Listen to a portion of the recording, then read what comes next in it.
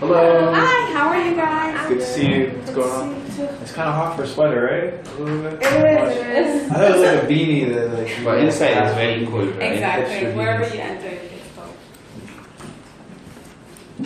People were so uncomfortable. I brought him to dinner one time, and then like one of the guys that's working at the restaurant at the Armani Cafe. I don't know why it's just like a thing to like stand up and shake someone's hand. And then my uncle was like, "Why are you guys still standing up?" No, because he was standing. It's like, Oh wait, he doesn't sit back down after shaking hands? No, because he was standing and he was talking to us. Yeah, he was standing. It was like, you know how the waiters stand, and Yeah, we were just standing up, and we were gonna wait for him to go. But the conversation just kept like kind of dragging on, so I didn't know if to sit down.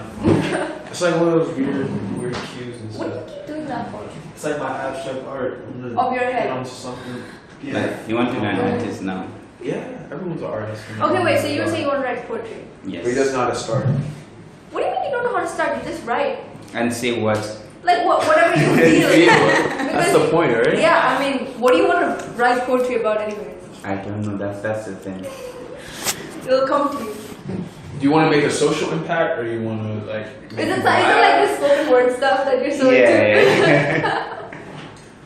What was the one that you showed us about the dude who has a OCD or something? Was that you? That was me. Ah, Yeah, okay, cool. that was pretty touching. You had like OCD. He was talking about how he was in love Oh with this yeah, girl. I saw that. So- I saw that. Yeah, that was cool. I didn't see that. It's interesting, Yeah. but at the same time, it's cool, but it's a little bit scary too, because Yeah. you wonder if it's really what happened. I mean, the girl would have left him because he was being overly. Mm-hmm. Yeah, Overly, like like- OCD was like too much. It was But I way think too it much. was true because he has a series of these. Yeah, I went on his All page about after her that. still, or just No, like just concerned in about general. OCD? Yeah, but they're mostly all about OCD. Yeah. Okay. About how he dealt with that. With that. his No, didn't mental you see a illness. movie in SAE similar to that? The guy had OCD. Which one was that? No, the last one we went to, the movie that was in the Where they found the hospital. Harry Potter chains at the end. Yeah. What? That wasn't about OCD. I've See, that's what I'm saying. There's some really good short films, and so I was just talking about how like have like a showcase for like students' projects and stuff, poetry and like short films and stuff. Yeah, like It's even really the cool. media students, Yeah. like they some of them have their own YouTube channels and so on to do like interviews and so on, but they don't get to showcase that on. Because you don't want to just be like that person that's like, hey, check it out. My project just as soon as you introduce yourself to people. True. So, but it's nice to mention. Well, this is students here. Thanks for coming. We kind of just jumped into it. Yeah, do you want to introduce yourself to the listeners? Yeah, sure. So I'm Olivia Gonzalez, and I was a student president at Herriotwatt University, then student life officer at Murdoch, and I became a lecturer at Murdoch University. I studied in Dubai about like 3 years ago. I studied psychology with management, so after that I decided to do something related, kind of working with students, trying to understand them, trying to make their life better in uni, and that led me to where I am right now. Great, great. Where else have you lived? Senegal, that's it. Okay. Yeah, so I grew up in Senegal. I'm from Senegal. I grew up there. And after my IB International Baccalaureate, I decided to apply to Dubai and Spain. So I had the choice between both countries. But then, as you can see, I don't like cold. So I was like, Dubai is the place to go. So I chose Dubai because of the heat and obviously other things as well. So yeah, Okay. but mostly the heat. But your last name sounds Spanish. Wait, what was it again? It's not okay. I'm from Senegal, but Okay, there's a there's always a backstory. back- So my dad's from Benin, and my mom's half Benin, half Senegal. So somehow with the Benin, there was Portuguese colonization Right. with French. But yeah, that's where my last name comes from. I'm not But your Portuguese. first name sounds Nigerian. Why do you have to do that to me? All like over and out. Yeah, it's weird. Well, he's from a tribe in Benin that is Yeah, we're like yeah. one country with. Yeah, Benin sometimes. That's why I have 4 names. 5. How many names do you have? I mean, my first name, and then there's my last, like there's my dad's name, and then there's my family name. Oh, That's okay. it. That's it. You don't just have like a middle name that someone just gets to make up? No, Like- I don't have no name. Okay. Somebody was talking about their culture. They're like, I just get like, I have like 10 names. Like the person across from Oh, me names God. me a name. And then my aunt names the name, and then like they pick a name out of a hat, and then that's what and it's No like way. names, it's not like that. Yeah, I always wish I had the name, which is really embarrassing, which I didn't want to tell people. You make it up, why not? Yeah, exactly. You Alfonso. should make up like a what? Alfonso. No. Yeah, you wouldn't want to tell that to people. My middle name's Alfonso. So what's the biggest lesson that the biggest takeaway you've learned from working so far? From working? Well, there are a few actually. Well, I've worked mostly with students. So obviously, for students, the biggest thing I've learned is really like enjoy university life, because when I was a student, I did get to do some activities, but I didn't get to do as much as I wanted to do. Or looking back, I was like, oh, I wish I did drama, I wish I did music, I wish I did a lot of things. So that's one thing. And then working, obviously, time management. Of course. I'm a little like crazy with time management. So, oh my God, time management is like so important. Because when you get something, sometimes you kind of estimate yourself with what you could do, and you're like, oh, I'm gonna do it in 2 days, I'm gonna finish it, and then you realize that wasn't a good idea. So Right. I guess, yeah, time management and saving money. Okay. So Yeah, because working, obviously, when you start working, I don't know if you guys felt the same, but when I started working, I was like, okay, I'm going to save. But then a lot of things, used to come up. I Right. want this, I want that, I need this. Yeah. So I didn't get to save as much as I wanted to do, but now 3 years after, I'm like, I really need to save. So I kind of started, but then I wish I started earlier. Right. Yeah. Okay. So. That's cool. Those What type of activities do you encourage, like if a student comes in and wants to like broaden their horizons outside of the classroom? What type of stuff? It depends, obviously, because some students are artistic, obviously, so that goes into the social class, more like music, drama, and other students like sports, so football, basketball, and all the other sports. But it's always important for students to do extra activities rather than just study. Because, I mean, like, our parents may have come from a different background where they didn't have all these opportunities to do social activities at the same time as studying. So they might, push you and say, oh, you should study, this is more important. But it's always important to kind of get out of the book environment and learn a little bit more. Because not only you'll be able to go outside in the world, learn some practical stuff more than the theory that you have. So always do something other than studying only. And it doesn't have to be university activities. It could be activities outside university. It could be volunteering in hospitals. It could be helping other people. But it needs to be something that kind of takes you away from the book and gives you hands-on experience, practical experience, and Absolutely. Yeah. So when you were at Herriotwatt, did you have any certain hobbies that you? Yeah, I found did. Well, I'm an active person, so I like sports. So I used to play football, volleyball, and I also used to do a little bit of drama club. But I did it for like 2 sessions and then I stopped. I stopped. So I did sports mostly, and I started volunteering for activities, Scottish Highland Games, and a lot of activities.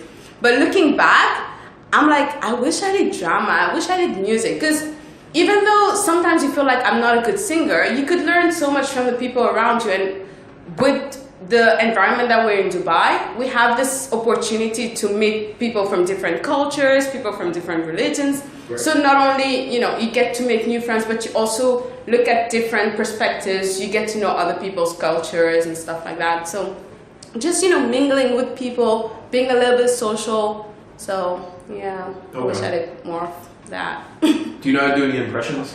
Which- drama? No, I did 2 sessions and then I disappeared. Right. Do your Gollum impression. No, she said that as soon as I walked in, I sound like Gollum. It just comes naturally, right? So it's supposed to happen. But what were you Alright, aiming so- for? I don't know what I was trying to say. I was trying to make an entrance. But I didn't do a good job, apparently, yeah. Now, what's been the biggest, so you said time management, what's been the biggest change from school life to work life? Were there any hurdles that you had to overcome? Yeah, I think I had a big problem with time.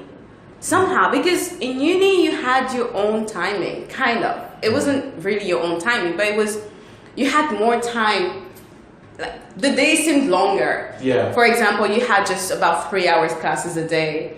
So you would get up at whatever time you want, go to class, study, maybe go back to sleep. But when you work, it's fixed. It's, 9 to 5, 9 to 6, or Right. whatever. So it was, completely different. So I think when I first started, I went from, uni to being student president. It was very different. So I used to do work at work and I used to do work at home. And that's something I didn't really like, but I kind of had to because I wasn't able to manage properly. But then when I got into my second job, I was like, you can't do that anymore. So I just focused, I managed my time better, and then I was able to do work and at home do other stuff. So I think that was a big hurdle. It was also a little difficult to kind of, get the students to participate to different activities, and obviously there are so many different nationalities, so many different types of people, and everyone likes something different. So you might like, partying, and you might like something more related to intellectual activities, like, I don't know, Scrabble, plays. Right. Exactly. Okay. So you kind of had to be able to do things for different people to make them feel like they're part of the community. Right. So I think that was one interesting challenge, because when you do something, you want everyone to participate, but other people would be like, oh, I couldn't participate, I don't like that. So being able to cater to different groups and individuals. And being comfortable expressing exactly. yourself. I think, yeah. Yeah. Yeah. We were just talking about that earlier. Yeah. About how, what were we talking about? So much. But something related to that. I think we were talking about how, like, it's important to develop all facets of your personality, like, if you want to get on with life. Yeah, I think so, actually. Express yourself. Because, I don't know. And step out of yourself. Exactly. You gotta really step out of yourself. Yeah, and step out of, like, your comfort zone. Exactly. Because I think when I started, I want to say shy. I mean, I was shy, but at the same time, I wasn't afraid to express myself. But the first day I got out of, the first day I had to make a speech, and there were so many people. I was so stressed out. I was shivering. But you just, I swear, it's like, you're standing there and you can feel yourself shivering, but you just gotta make sure no one can see that. Otherwise, your credibility is kind of, they don't take you as seriously as they could. You can't go up and say, hey guys, I'm so nervous, sorry. You need to show them how strong you are. So I guess after the first minute of talking, it just all went away and I felt comfortable. But I think every time I start a speech, it's like, I'm shivering, but it goes away after a few minutes. I heard a good quote about speaking. When you have butterflies in your stomach, you're supposed to direct the butterfly in the direction that you want it to go, rather than just like I don't know. I mean, that's weird. You have to figure out a certain way. No, but I don't know. Like, there's something I like about public speaking is, like, even though I used to be like really shy person, but like once you get used to it, like, you kind of start looking forward to it. Exactly. Like, the thrill of, like, talking to people and like, giving a successful like, and it's so cool to like give your ideas out to like so many people at the same time. Exactly. It gets fun. Yeah. And people want to see you like a good speech too. It's not like people are rooting for you to do bad. I think that's another. And also, like, when you see people engaging with what you're speaking about, you get, you feel more interested in like going on. More comfortable. What made you went into like the university politics and you went for the presidency, not even like a secretary or something? I don't know. Actually, the first time I thought of being student president was after I saw the previous student president. His name was Toby. So he was just walking around, introducing himself, saying, hi, I'm student president. And I had a friend with me, and he hadn't yet come to us. So I asked my friend, who's that guy? She's like, he's a student president. And I just liked the fact that he was coming to people, talking to people. So I was like, I want to be student president. And that's really, really how it started. So before they announced the elections, I had already heard people saying, oh, I'm running. So I got really sad because I was like, oh my God, how could I miss this? Because I thought the email went out and people were already interviewed and they were already selected to be student president. So I was really down. I was like, oh my God, I just lost it. And a few days later, I saw the email. So I was like, okay, I decided to run.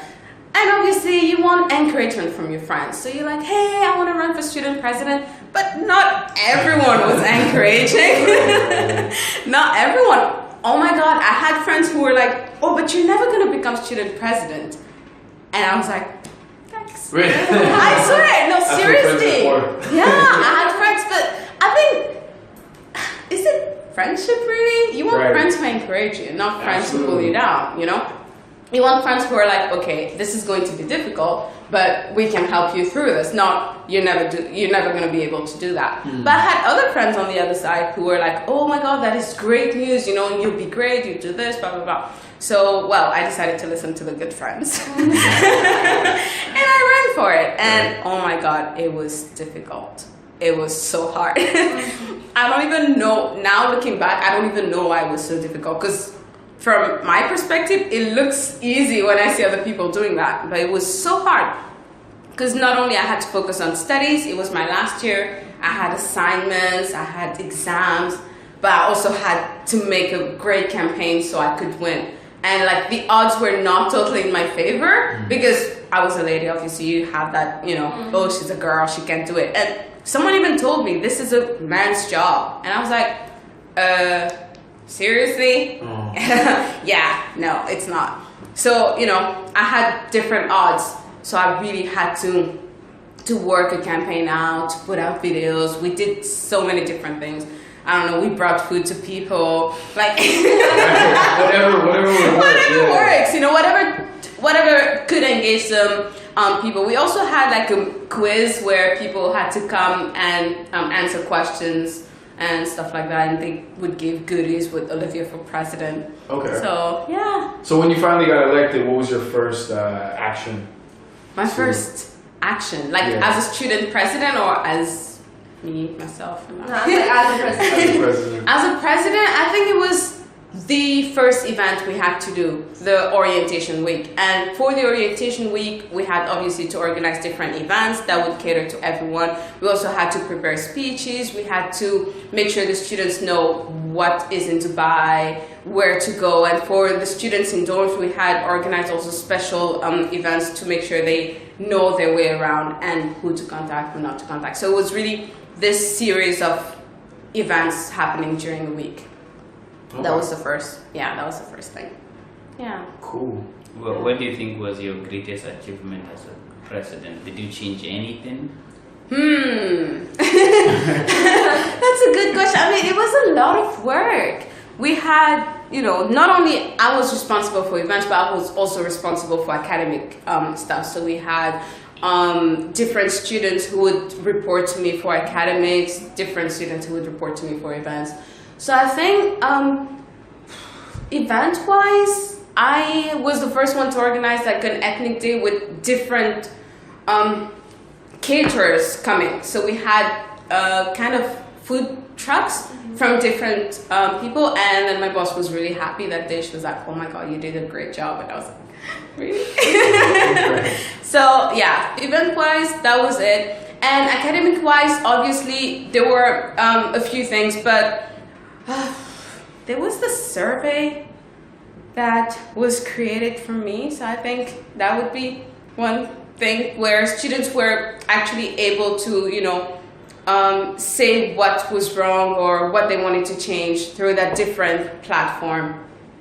Yeah. Right. But I just applaud you for stepping up and being a leader. At least it seems like there's a lack of leadership, especially amongst young people, like to, you know, be engaged and be active and like make things happen. I think, well, maybe they're scared as well. So there's that, yeah, they could be scared or they just don't want to take that position, because a leader means you get blamed for things, even if you didn't do them, and you have to be able to take that blame on yourself. So some people don't like to take the blame, and some people are just scared of what other people would say.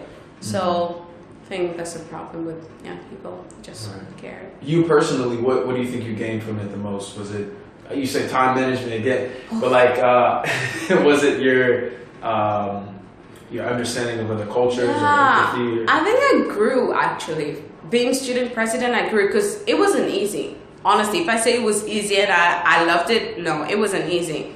I adore it. It was a great experience because first of all, it gave me office etiquette because it was it was a job, you know. 9 to 5, you need to dress up, you need to know how to talk to your boss, you need to know how to talk to other people, being able to meet other people. So it gave me that big office etiquette, and it was like a great stepping stone for my second job where I could see a great difference in myself. So the first job was kind of a learning experience, and the second job was practicing what I had learned from the first job. So it was great experience, time management, getting to know other people, getting to understand other people, and obviously seeing things from different perspectives. Because I had a lot of people, a lot of officers who were from different countries, who had different views. So it was just being able to see that from different perspectives. And obviously seeing the difference between being a student and being on the other side. Because not everyone gets to work in a university. And when you're a student, you think everything should be given to you. But when you're on the other side, you realize, oh my God, I was so selfish as a student, you know? Right. There's actually people that put a lot of time to... Of course, there are people that put a lot of time and effort to do so many things for you, but you think that you just deserve it, you know? So it's like a really big difference. Yeah, and even when I finished being the student life officer from Murdoch, I was training the new student life officer, and I think for the first time we had a graduate become student life officer. So it was like me becoming student president from Herriotwatt. And during the training, she was like, "Oh my God, that is crazy! You guys actually do a lot. You know, it's actually a lot of work." So it's like now they can see it from the different perspective. Yeah. Did you always have a feeling that you wanted to work in education? No. Really? So younger. That's what we were talking about earlier too. Was like what we wanted to do when we were younger. But did you have any inclination towards? I don't know. I'm that kind of person who probably still doesn't know what I want to do in the future. It's like I don't know, blowing with the wind. So education was not even in my mind. I had no idea I would end up in education. Honestly, it was just a surprise. Good surprise, I guess. Right. Yeah. So what did you guys want to do? You want to be a doctor, right? No, I didn't. My parents did, but like I'm on the way to what I want to do. Like I always wanted to work in tech and like eventually start like a company or something. Yeah. So now I'm like double majoring in computer science and BIS. So I'm on the way there, and I'm slowly working in tech and stuff. So I'm getting there. Right. I was just all over the place. I wanted to be an architect, but I had this really bad habit when I was younger. It doesn't work. No, go on. So you had a bad habit. So I had a bad habit of like, what I would do is like, I would, when people ask me, hey, what do you want to do at like family gatherings? I would always say like what I thought I wanted them to say rather than what I really wanted to do. Lawyer. Doctor, lawyer. I went through all of those things, engineer, everything. Lawyer, yeah. So I mean, I think I always, if I had to do it again, I probably would have done like carpentry or something. Really? Dead serious, honestly. Like making chairs and stuff. I find that so fascinating. Yeah, and like you know what? Those handmade chairs are so much better than these like mass-produced like factory-made. Right. If IKEA wanted to hire me, I would have been like, nah. No, not IKEA. You make your own carpentry shop. Right. Just cut the trees down. What would you want to be when you were younger? I think that's how you're doing it. No, I was. I wanted to be a soldier. Then I was like, I want to play football. Wow. But not as a profession. I want to play football. I want to study also. But so you I want did to be all a three. professional. You want to be a student for the rest of your life. Exactly. And then I wanted to be like a football coach and so on. Oh wow. But then I became like, but in high school, towards the end of high school, I was like, I'm going to study computer science because I love playing games and so on. I want to make my own games and so on. Yeah. Coaching or teaching just seems so stressful because I love teaching. It's so rewarding. tutoring. Okay, you're a tutor, right? Yeah, so I tutor on the side, but it's so rewarding though when like you meet someone who doesn't know anything and then you teach them and then like they know it like so well. Like it feels so good. It does, but sometimes sometimes you end up with students. Yeah, it's a bit frustrating. No. If they want to learn, I think that's good. Oh yeah, that's the best students you But can have. if they don't want to learn, then it's a struggle. That's true. Yeah. I've had like 2 different groups of students in the same class. The students who want to learn and the students who definitely don't want to learn and are probably there because their parents are forcing them. and it's just insane because obviously those students are in the class to disrupt others. And in that group, I actually had one really smart student, but he was with two students who were not as, potentially able as he was. So he would distract them. And I was like, why would you do that to yourself? And to the two students, can't you realize that he's achieving higher than you, he's having higher grades? You need to start, stepping up your game. Right. In class, study it. Out of class, do whatever you want to do. But it can be very stressful. But it's fun. Well, I think you made the right decision in college about putting yourself around people that were encouraging when you're running for president. Of course. So I think that's a really good gospel if anyone's listening. Put yourself around people that. Actually, that reminded me of a talk I gave with UniNest a few months ago. I was talking to students about time management and how to handle university life, and one of the topic was how your friends can actually make you fail. And there was this study that said that your 5 closest friends are basically the average that you can have. Let's say if you have 5 friends, right? If all of you are working, your salary would be, or how successful you are, is the average of all of you. So if you hang out with people who are determined to ruin their life, you probably end up that way or averaging that. Yeah. But if you're with people who plan to be successful, you're definitely going down that route because obviously they'll be encouraging you, they'll be showing you the bright future. Whereas the others would just be like, you kind of follow them somehow. So yeah, that was interesting. So some people will learn from your talk. Where did you say you did the talk? At UniNest. UniNest. It's student residences. Yeah. Oh, okay. Yeah. In Silicon Valley. Yes, okay. Some people will learn from your talk, and then some people have to learn from experience. Exactly. No, of course. I mean, we all have to do that because I learned from experience and sometimes talk. So when I was about to be student president, obviously there's some advice that the old student president gave me, and I was like, yeah, right. And I didn't really listen, and then I happened to listen with experience. So it happens. And even when you advise your friends for something, may it be relationship, may it be work related, somehow you know that they will not listen, but you still try. You still try. You know that they'll not listen, but at the end of the day, you're like, okay, I'll still be there for you. So, a lot of people learn. Get your I told you so moment. Yeah, exactly. So, yeah. Right. Have you had the chance to go to Scotland? Because I did, yeah. Okay. It was, oh my God, I was so lucky. Like I did 3 unis and 3 different countries from each uni. Wow. So that was fun. So I went to Scotland for training, and I was able to obviously meet the student president of Herriotwatt. Herriotwatt, okay. Yeah, Herriotwatt, Scotland, all the student offices, and it was great. The way we were trained was really, really awesome. We had a lot of practical, hands-on work. Basically, we even had a dummy meeting kind of thing. So it was really fun, and obviously there was a fun part to it. So for the fun part, we did murder mystery, and we had to solve it in between us. It was really good. It was a great. Is that the one where you go to the dinner and then like somebody and you have to someone killed someone and you have to figure out who it is by talking to other people. I really want to do that again. Okay. Yeah. And it's also you study psychology, so you're really good with that. Yeah, exactly. No, it was awesome. You went to the Malaysian campus? I went to the Malaysia campus, but I was on my own there. I just decided to, go to Malaysia one day. So I went to the Malaysia campus, and with Murdoch, I organized a trip to Spain. So we took the students to Spain, and I'm working with Curtin now, so we were able to go to Australia and get trained. So that was great. Yeah, it was good. Yeah. I think that he's the talker. He asks all the questions.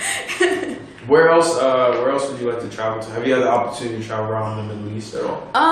Not really. I've been to Bahrain for just a weekend, so that was good. I was with my friend. It was fun seeing a different country. I thought it would be similar to Dubai, but it's different. So it was good. It was much smaller. The highways were. It's an island, right? It was beautiful.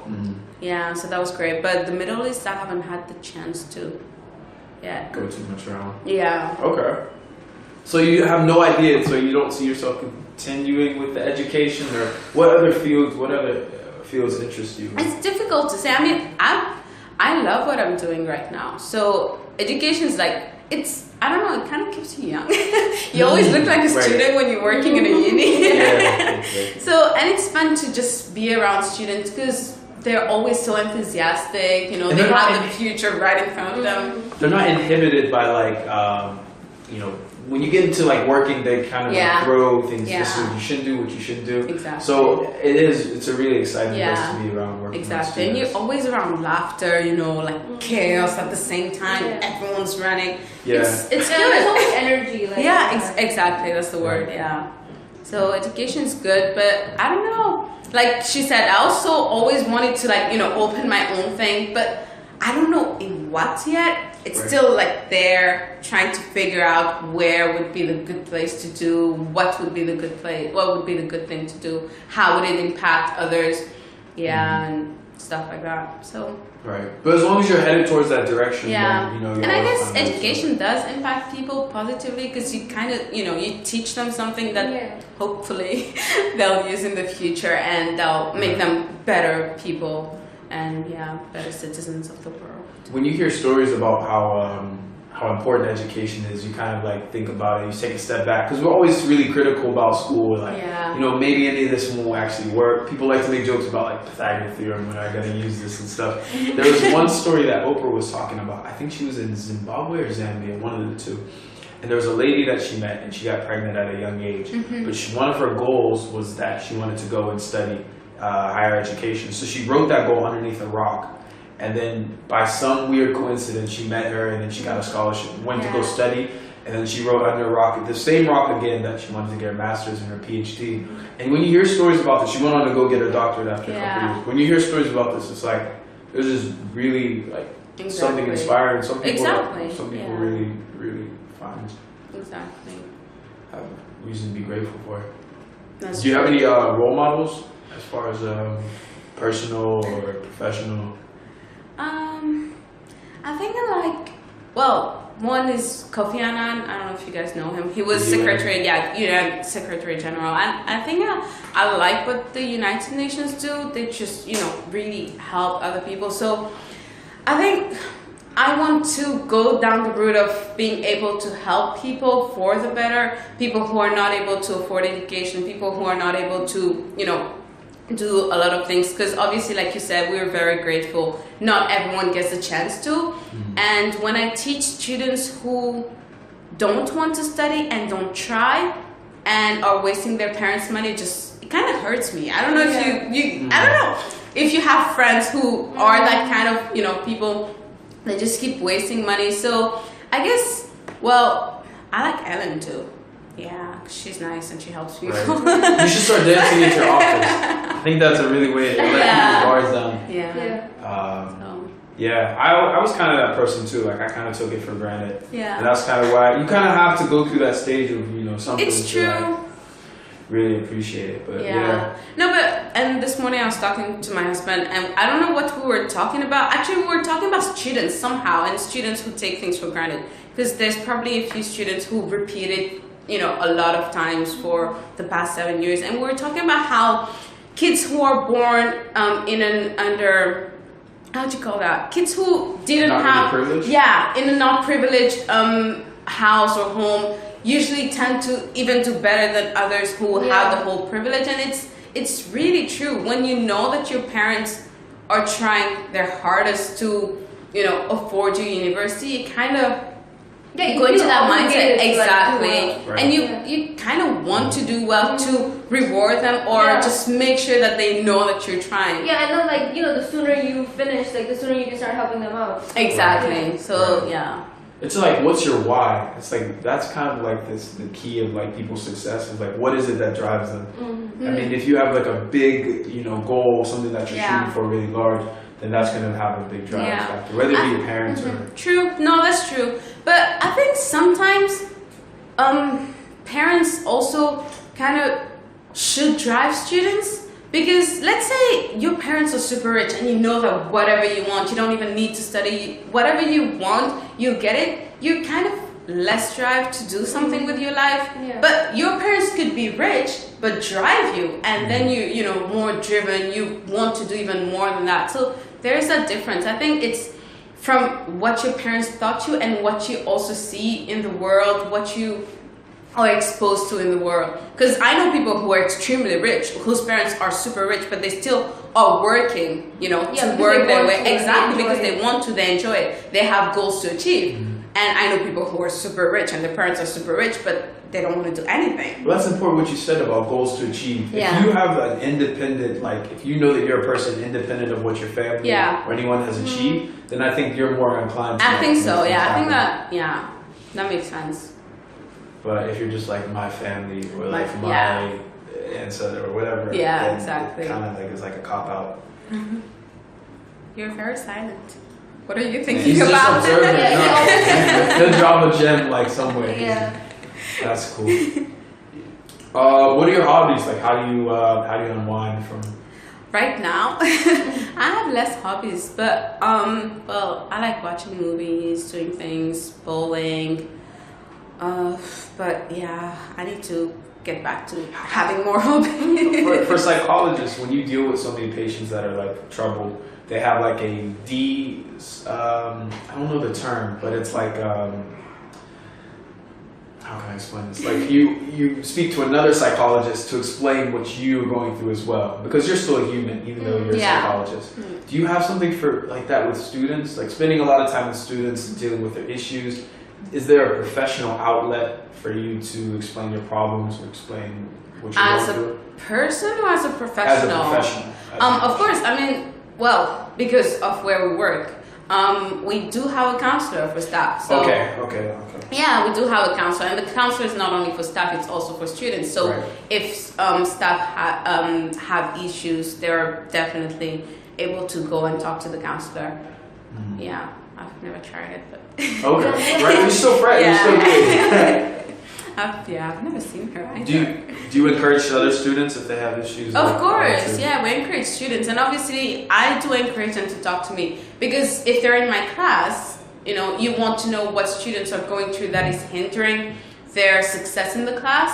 And I did have one student in particular who I was really, you know, trying to help, because you can see the student is trying, but there's definitely something in their mind, so you kind of want to talk to them. So you obviously try to see if there are personal issues that is hindering their success in the class. So you do talk to them, and if you can't help them, then you can send them to the counselor.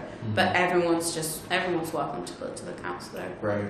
But I don't know, I feel like if I ever went to a counselor, like how would I talk to a complete stranger about things that bother me? I think it could be easier to talk to a complete stranger, because No depending on that's what I wanted to say. Depending on how you feel, there may be no judgment. Because when you talk to your friend, you know that it's a person who'll see you every day, and you might be like, okay, and then like even when you get over the problem, you feel like, man, will they still remember what I told them about? Exactly.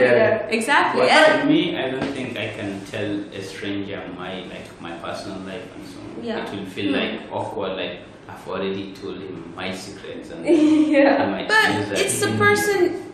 But I mean, it could be a person you'll see for a long time, but it's also a person who you will not see, a person who will not tell other people that you know about your personal issues. So it might be safer in the hands of a stranger than, I don't know, I've never tried it, but that's how I feel.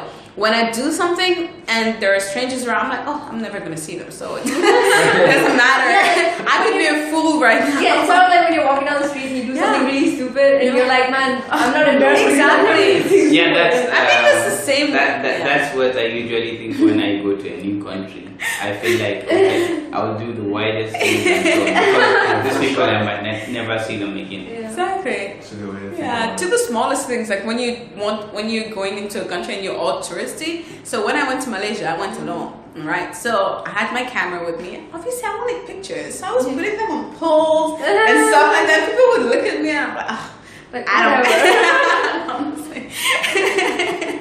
I will not see you ever again. So yeah, but I guess with your secrets, it depends on what kind of person you are. It might be more difficult because obviously it's something deeper than just, you know, taking a picture or being foolish in the street. So I think it has to be a lot to do with like flexibility and being empathetic. Because some people might not want to go to a counselor who's just like, hey, it's not that big a deal. I hate like counselors who are like overly happy. Like, like there's a natural level of like positivity, but there's some like, hi, come take a seat. And you're like, man, I want to kill myself already. But some people might warm up to that and then say like, okay, well, maybe this person has some secret that keeps them really happy. But then sometimes it's just like a lot. So yeah, I mean, like, there's a believable level of happiness. Like, they're like smiling and they're like, happy, but there isn't like no one's that happy. Right. Yeah. Do you notice certain traits? I remember I had this one teacher. She was teaching creative literature, and just like the perfect stereotype of creative literature. She was like dark hair, and she was just like glasses, broody. Yeah, it was just like winter personified. Do you notice that a lot with teachers? Like, is the mathematics like really punctual and has like pencils and like a pocket protector? Really? I love mathematics when I was a kid. Oh my God. Today. This is my best subject in life. Yeah, like, same. There is I love nothing math. I can do. I hate math. That's math. But math is so much fun. I hate math. It's so. And the coolest part is the answers in the question. It's math. If I go to a class, in a mathematics class, I only listen to the teacher. I don't go home and practice, and then I'm always one of the best students in the class. Just naturally. Yeah, I mean, for me, for like anything I study, like if I miss a class, then I'll fail the unit because like I only study when I'm inside that classroom. Yeah. But then it's like full on concentration. Then like there's assignments, but I don't like sit and like study.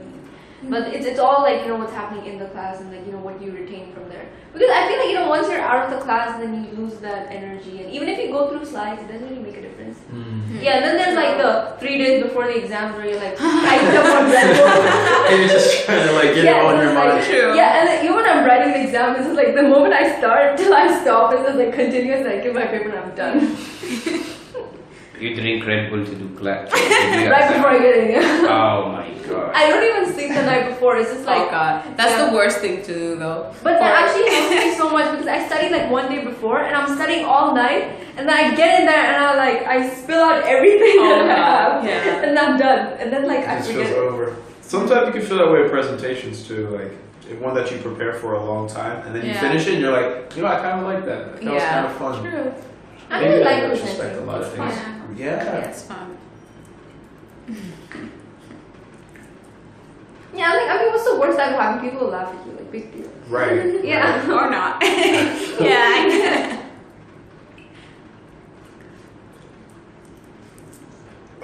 So like, what other advice would you give to like a younger Olivia? A young girl. Olivia. A younger Like a younger Olivia. you. A younger me. Yeah. To a younger Olivia. Why a younger Olivia? It's over. Oh, It's past. It's done. Like there's no There you go. way.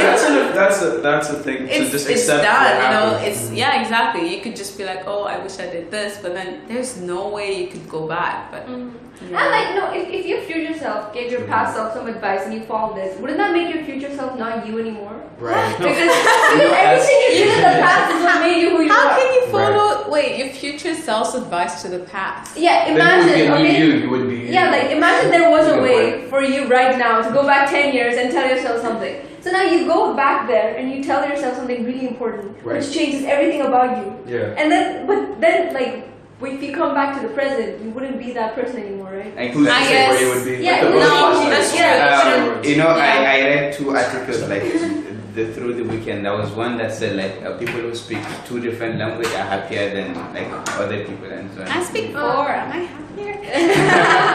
And there is another one which says like lifelong learners are like are more active in societies than other. Yeah, I mean, imagine if you stop learning things. Like, that would be so boring. Yeah. Right? Like, No, if you're it's not, like, true. continuously, like, embracing new things and researching about stuff. Yeah. And getting to know new things.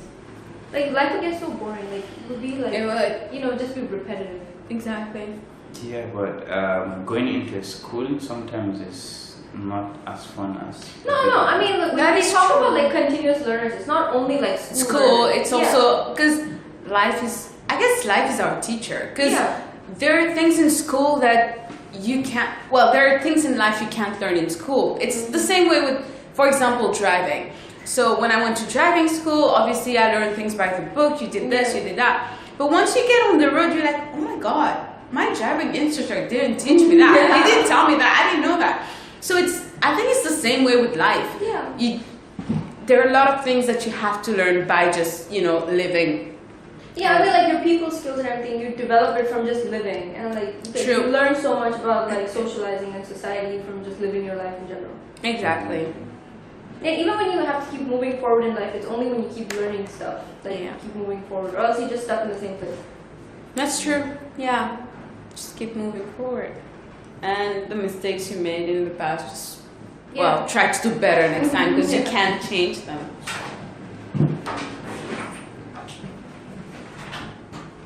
We guys talking about languages?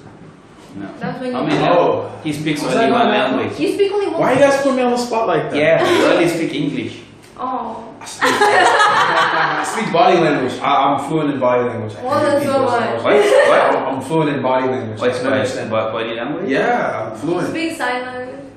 Or No. sign language? Nothing. You speak or sign? I speak cosine. Oh.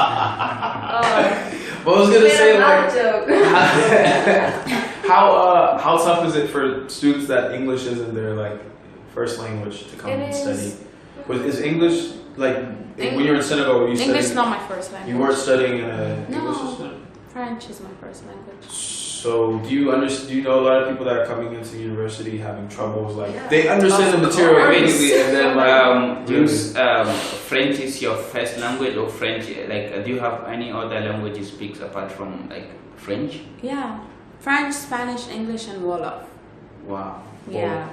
But French is my mother tongue. And then in school, I did international baccalaureate, so it was bilingual school. We did English and French. how do you learn but Spanish? Just in school. in school as well. So basically, we started English in grade. I don't even know how to match the grade system here, but it was the first grade of high school. Okay. So we were doing like 10 hours of English, and obviously then it reduced 10, 9, 8, 7 until 2 hours of English. But how So- are you so good with English? Thanks. Practice. Yeah. Exactly, So- because people who speak French, their English is They have the different. Yeah, the like- punch accent. I'm so glad I don't have that. Yeah, so basically, in school, obviously, you can only practice with your friends. And sometimes, obviously, you want to avoid judgment, so you just keep yourself to French. But the thing is, when I moved to Dubai, I think that's where I did the most English ever in probably a day. Because I wasn't used to speaking English so often. And, oh my God, it was good, but it was also crazy because obviously I had a different I wasn't the best at phonetics, so I would pronounce things much differently, like let's go to the beach instead of let's go to the beach, and things like that. So but I guess by practicing and talking to people, that's how I really learned French. English. French was my first language. So with Spanish, it was the same. I did Spanish for 3 years in high school, but oh my God, I really, really, really loved the language. So it was amazing. I started watching movies in Spanish. And when I came to uni, I got a friend who was from Spain. So he would speak Spanish to me and would communicate like that. For 3 years, I think I had 3 different friends who was speaking Spanish, and that's how we would just communicate. And then when I went to Spain for the trip, it was beautiful. Really? Yeah, it was so are you awesome. almost fluent in it? Yeah, and it was just great. It was really, really, really fun. Yeah. Yeah. But sometimes it gets a little confusing. Right. Yeah. They're kind of similar. Yeah, exactly. They're kind of similar. And sometimes when you speak, a French or Spanish words come into your mind and you're like, oh my God, that's not the word. So you have to think again and before saying that out loud. And obviously after speaking a lot of English, when I talk to my family, my French becomes Franglish. So I put English words in there. My Wolof, which is the native tongue of Dakar, the city I'm in, is terrible now because obviously I don't get to practice with anyone. So every time I go, people are like, are you even from Senegal? I'm like, duh, yeah. And the worst part is, like, obviously I have 4 names, and like you said, my last name sounds Portuguese. It's definitely not a Senegalese name. So last time I went to Dakar, give my passport to the guy. He's like, who gave you the passport? I'm like, Honestly, who gave you the nationality? I'm like, oh my god. Have you ever had an issue of like a student coming to the university and them being the only one who speaks their language? What do you Like most people will generally speak either Russian or Arabic or something. Is there anyone that just speaks like comes from a certain place or like I was the only Senegalese? in Harriet. Okay. Yeah, I think I'm still. So no one else spoke Wolof? No, Okay. I was the only one in Herriotwatt who spoke Wolof until I became student president. Then there was this gentleman who came to union, was from Senegal, so it was Right. pretty cool. Okay. We spoke a few times, and it was kind of fun to find someone from your country. Yeah. It was pretty cool. Yeah, it's always nice when you run into someone who's from the same country and then you start Exactly. speaking your language. And Yeah. It's like this sudden bond. Exactly, Right. and sometimes you just miss it. I don't know if you guys know about JTEX. It's the Golf Exhibition Training for Education. Education. Yeah, education. So basically, we're at JTEX. I'm at the stand, and after a few people, there's this guy who just walks past, and then my friend's like, he's from Senegal. I'm like, you didn't tell me. Why didn't you call me? Would you go chase him down? No, I just he was way too far. He was way too far. Cause actually she didn't tell me. I looked at the name and I was like, where was the guy from? She's like, he's from Senegal. I'm like, no way. Why didn't you tell me? So yeah, I was sad that day. Cause it's nice to see someone from your country in the same place, and obviously he would then ask you for things and you'd be helpful to the person. Yeah. Yeah, but What language do you think in? that's a good question. Right now, English. Okay. But I always ask other people the question because sometimes it's so weird. So when I do math, I think in French.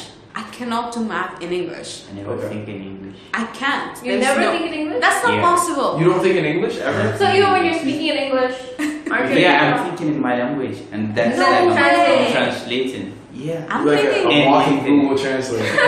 Exactly. it's I don't know. I think in Oh English. yeah, for me it I depends guess. on the conversation. Like, Yeah. If it's an English conversation, then my thoughts are coming out in English. Right. But if it's in a different language, then it's in that language. Yeah.